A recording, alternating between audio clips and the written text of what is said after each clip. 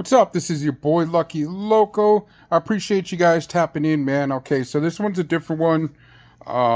It's kind of like a Kenny story, but it gets a little bit deeper. It kind of hits home because I remember for years I'd be walking across the 4th Street Bridge in Pueblo, Colorado, just going around town. I'm a young kid at this time, and there was a sign that says, "Who killed me?"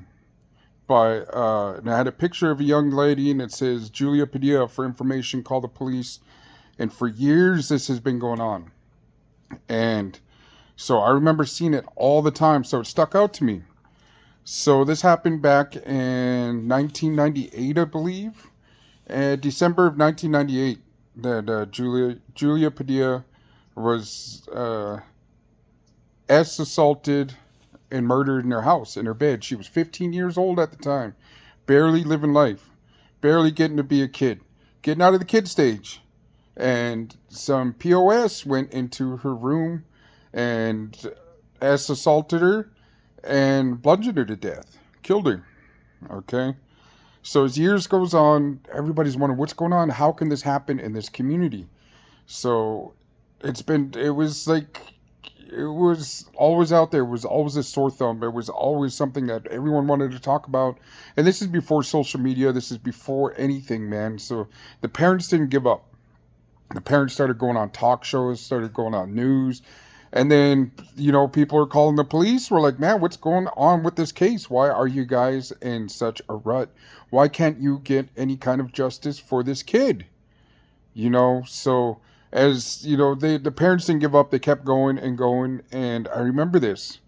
So the police finally start doing their, giving up information of their investigations. So this is a few years later, man. I think it's like 2 years later, maybe. They finally arrest a guy, and his name is Eric Bringsplenty from South Dakota. So he's a Native American dude, man, and I kind of touched on the subject on one of my lives. So he goes into county jail, right? Because it's what happened is that he moved. Let's break it down. Okay, so as he gets arrested, more details of the investigation comes out that they had him under surveillance. They had him. They had his clothes. They had her DNA on it. Had all this stuff in his trash. He threw out his clothes, his into the trash. I guess the parents knew, and moved back up to South Dakota. So while he's out in South Dakota, another person was assaulted. Somebody's like 86-year-old grandmother. Her house was broken into and was assaulted by this dude. So they didn't find out about this. Okay, so he gets into county jail. He PCs up right away because ain't nobody want that piece of work on the yard, you know what I mean? So I go into the shoe, I get into a dispute, a fight, whatever. I go to the hole. There's always these rowdy bunch of people, these Southsiders. There's a few of them that were always in the shoe. They were always in the hole. I know of them. I'm not going to name drop them, and I'm not going to name drop the county jail guards.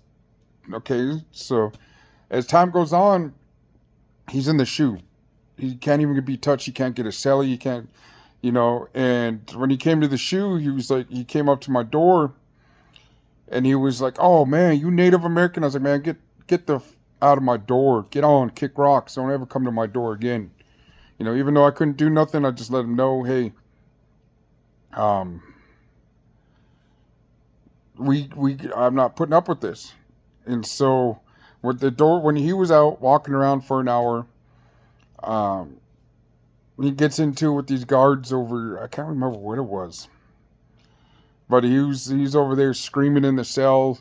Everybody can hear it, and he's like, "Man, F the police and F you." And he was like, "I did R that woman. I did R that kid, and I did finish her." Just saying these most rude and disrespectful things ever, man. And there's an intercom. They can hear them. They're like, "Shut up, Big Penny. You're gonna. The guards or somebody was telling over the thing was like, "Hey, shut up."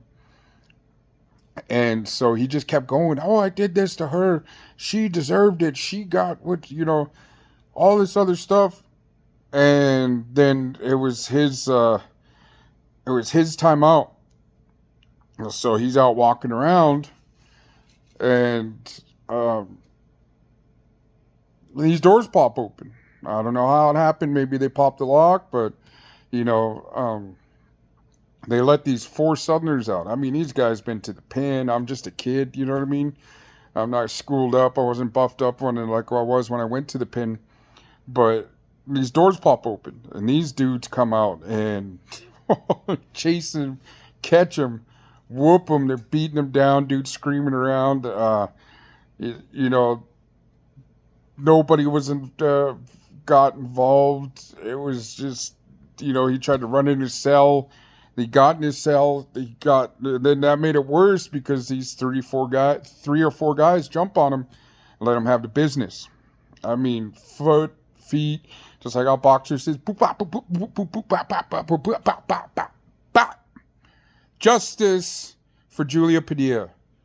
A little bit of justice. It was beautiful. You can hear it. You can hear the anguish. You can hear the foot meet the body. You can hear the fist meet the body. The S assault that happened to this poor girl that got taken out at 15 years old.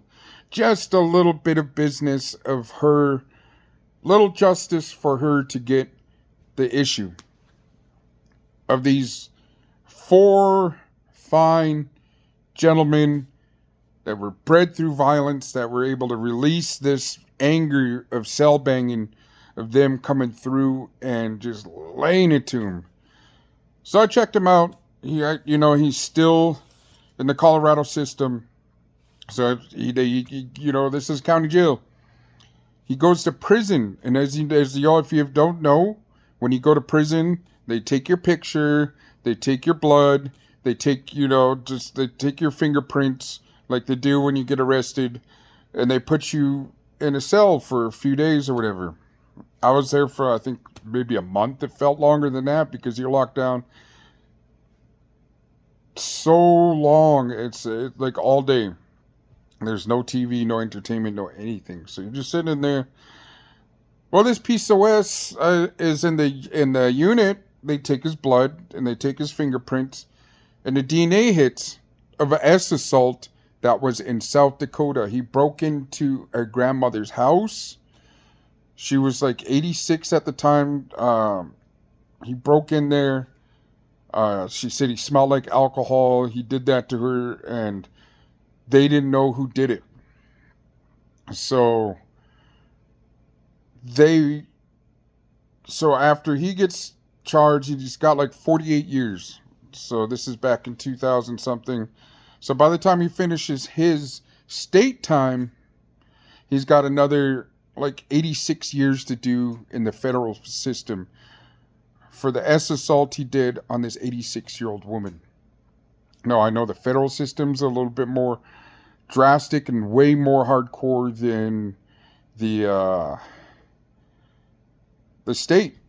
Colorado state system, because this guy apparently still goes, because from what I heard, they're like, oh, you're from Pueblo, Colorado, do you know Brings Plenty? I was like, oh my God, you know him?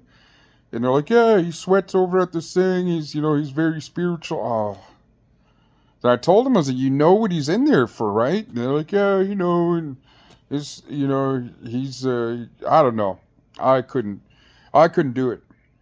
I couldn't go be in the same area, same thing, because, something about Julia Padilla. I mean, I even looked her up. I tried looking up a picture for the thumbnail. There's none for her. I remember the police mishandled, I don't know what their protocol was, but it was really hard to fathom that if they just arrested this guy with that evidence, this 80-something, the senior citizen wouldn't have to endure that S assault. The family wouldn't have to go through the shame, hey, somebody broke in the house and did that to grandma. I'm a grandma's boy.